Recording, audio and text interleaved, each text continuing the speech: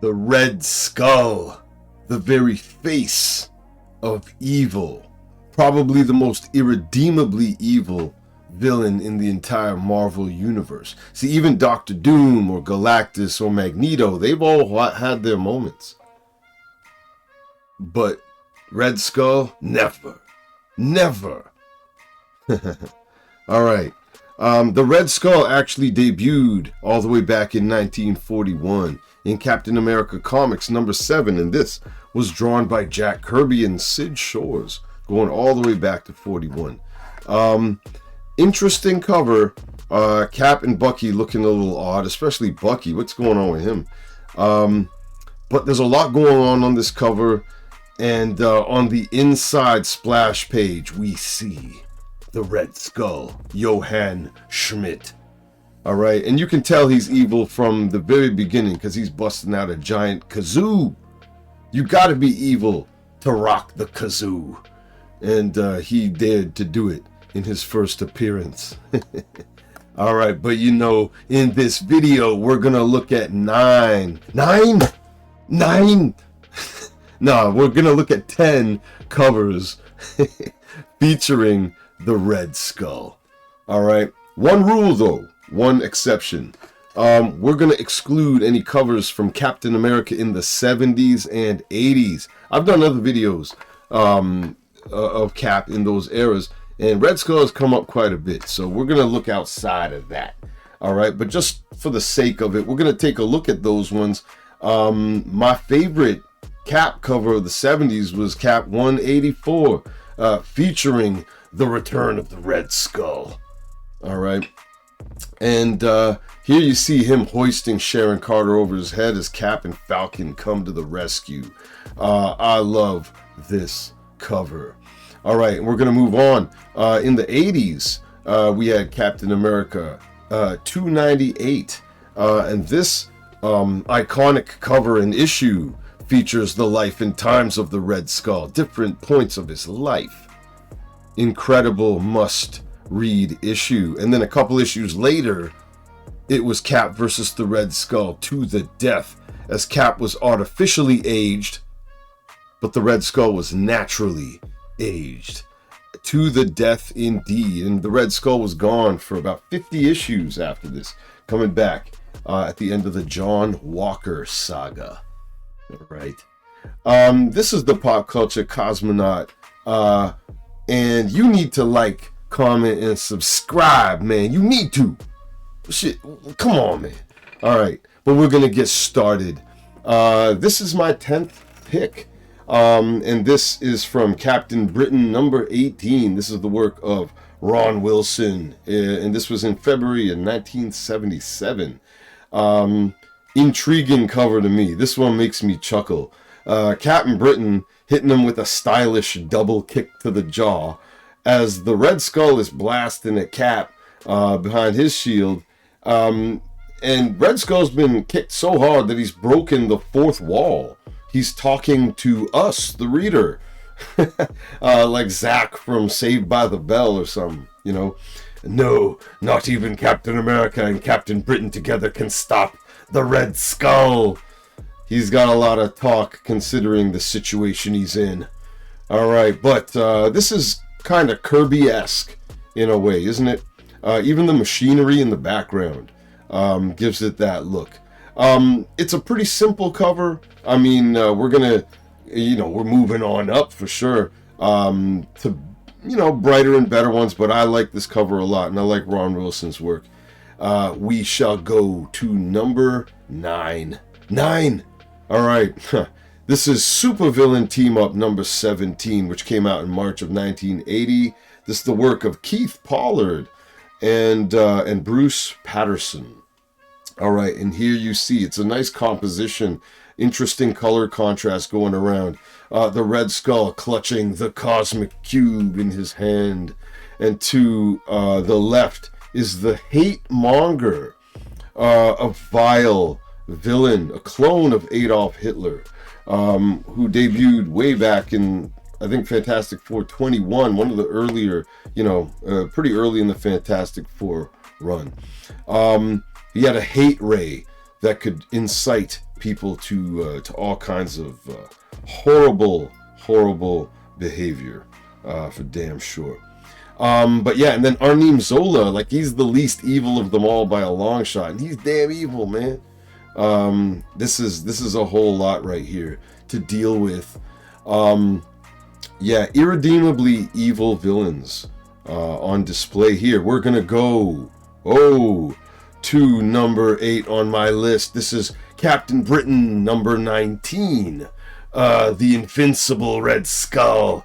In triumph, it looks like, with his followers here calling him their new Führer. Long live our new Führer. Oh my goodness. Red skies above, dark clouds on the horizon. It's almost an apocalyptic image, especially with these newspapers blowing in the foreground in the wind, where it says Captain Britain and Captain America are dead. All right. This came out in 1977. Ron Wilson, man, putting in a lot of good work back in the 70s. This is a compelling cover, isn't it? You know, honestly, sometimes the foreground, midground, and then the sky and the clouds getting its time, and the mountain, well, not mountain, the terrain in the background there, with the incline and so on, gives it a really nice depth to it. Great picture here. Great cover. All right, we're gonna go on to number 7. This is Cap 103. This is going back to 1968, April. It says July on the cover, by the way. You know, the cover date and the release date are sometimes in conflict, or they're off by a couple months. I like to go by the release, or, you know, when it was on the shelves. But yeah, The Weakest Link. Remember that show back in the day with that redheaded chick? She was pretty evil too. She was an evil game show host. When I was a kid, they were supposed to be friendly, man, and accommodating. She was just wicked, but not as evil as the Red Skull. And look at the cast of characters behind the Red Skull here. All of them look disgusting, and evil to their core, don't they? That's who the Red Skull associates with. All right, but Cap here trapped with Sharon Carter in the clutches of the Red Skull. All right, let's take a look at our next one here. Next on the list, this is number 6, and this is Supervillain Team Up 11. I put a lot of supervillain team up, a few of them in this list. They had some interesting covers, with Doom versus Red Skull in quite a few of these, right? And look at this, the Submariner busting through the glass in the back, Captain America holding off the Shroud, okay? Yeah, and Shroud's got a gun there, that pink gun. And look at this, Doom trying to blast at the Red Skull, Red Skull holding him off. Look at the rage visible in Doom's face here. By the way, this is the work of Dave Cockrum, Joe Sinnott, and Danny Crespi. All right, Dave Cockrum putting in a lot of work in the 70s, late 70s for damn sure. All right, but I love this cover, man, and you can see the hatred between the two supervillains. Doom especially, I love that he can't stand the Red Skull. I love that.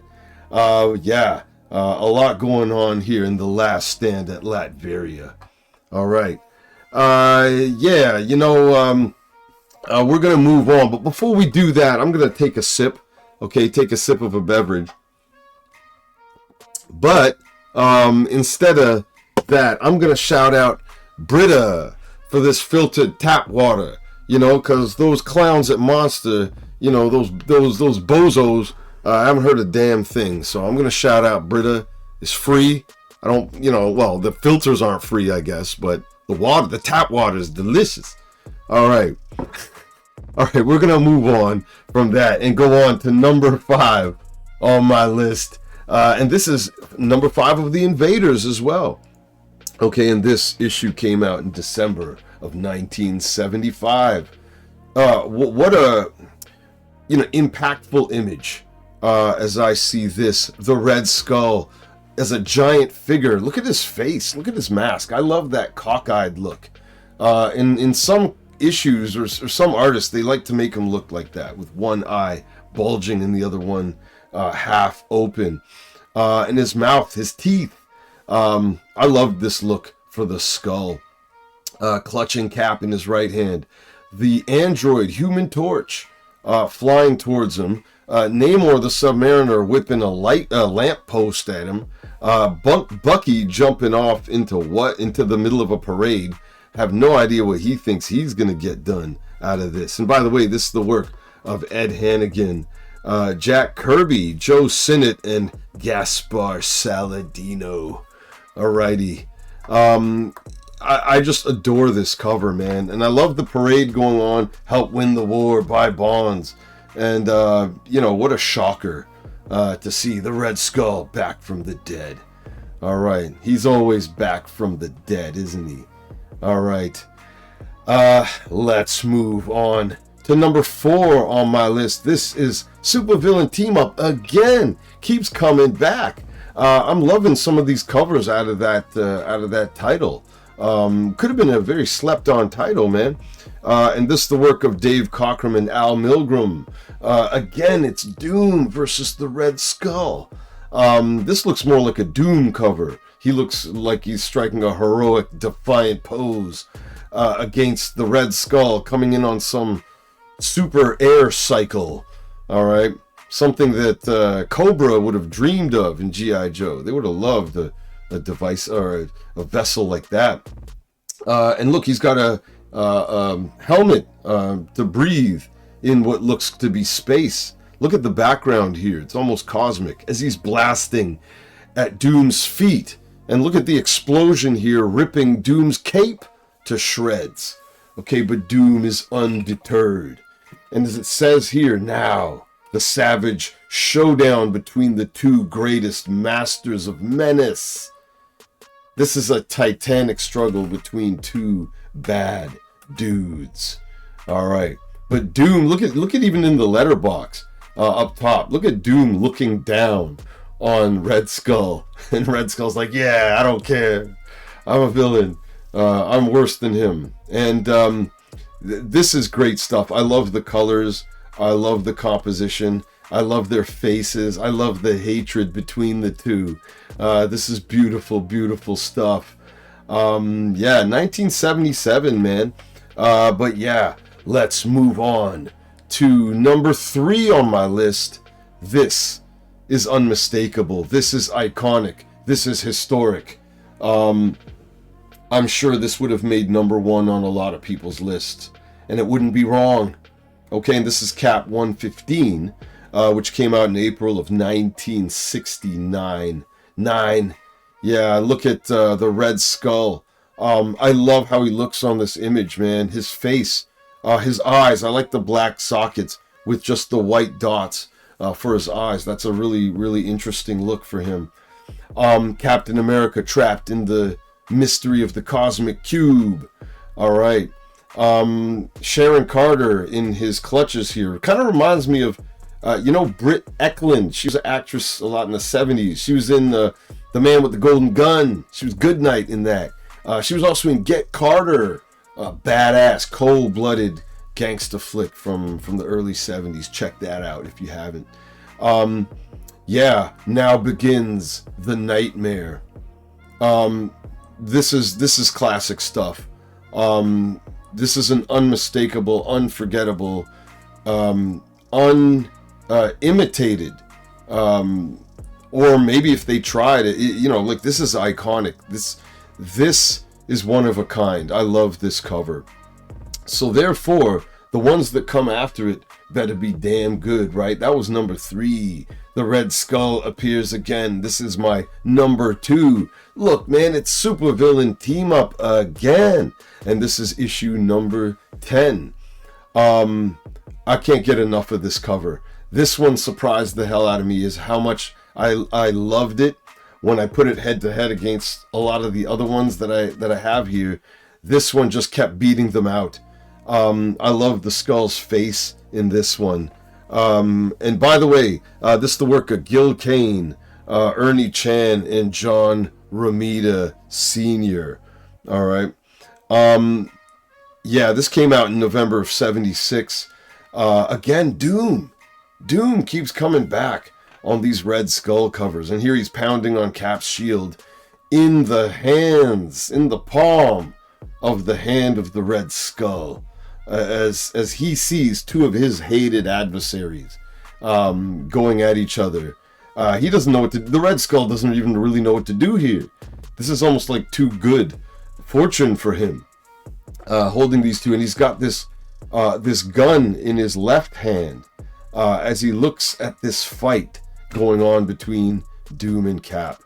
I couldn't get enough of this cover, and even the flames in the background give it a really cool effect. All the colors just exploding off of this page. See, I don't care if it's an important issue or a famous issue or a well-known issue for whatever other reasons. I'm just looking at it from the cover art perspective. That's always going to win out against something else. Okay, so for this to be my number 2, this to me is almost like a perfect cover. God damn. But number 1, let's see the skull appearing here in Tales of Suspense 80. This came out in May of 1966. Arguably maybe the most iconic image of the Red Skull. You know, it even appeared on Cap 298, The Life and Times of the Red Skull. You see, this same image appears on that cover as well. Look at the skull. He who holds the cosmic cube, all right, and the power radiating off of the cube and pulsating and the lightning crackling off of it. I almost like how Cap is like an afterthought. He's right there in the image, but he looks powerless. He looks like he's not ready to do anything to Red Skull, and Red Skull looks totally unconcerned. He's not even looking at Cap. Okay, he's looking at us. Okay, look at the movement from his jacket in the wind. Look at the movement of the plants on the ground, the grass, the rocks swirling around him. Presumably, this is incredible. This is one of the most impressive depictions I've ever seen of sheer power.